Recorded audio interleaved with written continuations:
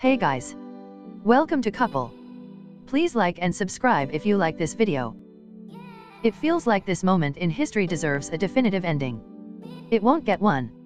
When the president's lawyer is getting his office raided by the FBI, and his former national security advisor has pleaded guilty to felonies, and his former campaign chair faces up to 305 years in prison, and both a federal special counsel and a state attorney general are conducting ever-widening criminal probes into the president's business partners, and rumors abound that the vice president and the ambassador to the United Nations are planning to run together in the next presidential race.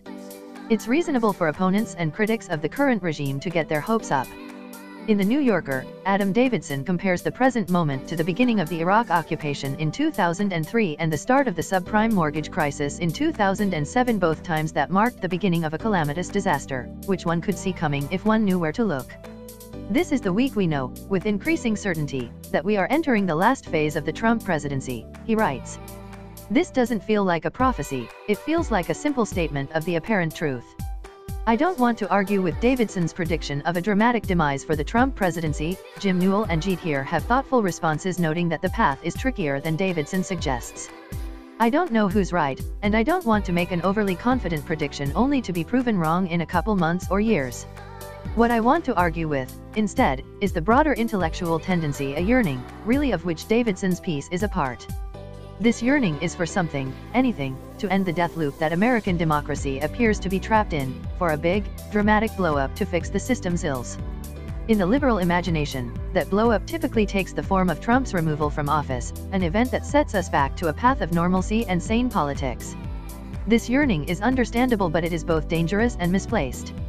Ending the Trump presidency will not fix, or even substantially ameliorate, most of the problems plaguing the American political system. They were mounting for years before he took office. Indeed, they made him possible, and they will continue to plague us for years after he leaves.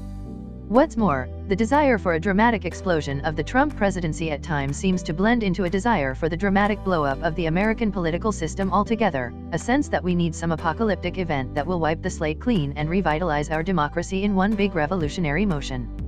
It's no accident that the rise of Trump has coincided with fearful but titillated worries about coups d'état, collapses into tyranny, and even a second American civil war or secession. These concerns are partially specific to Trump. But they reflect worries that transcend him too. The reality is that Trump's removal or resignation from office, while desirable, would not do much to change the trajectory of America's political institutions. And the mounting desire for something cataclysmic that could change their trajectory strikes me as dangerous. The best we can do, I fear, is to muddle along and try our best to keep things from getting worse. And the less we accept that, and the more we escape into fantasias of collapse and redemption, the harder making those modest incremental improvements will be.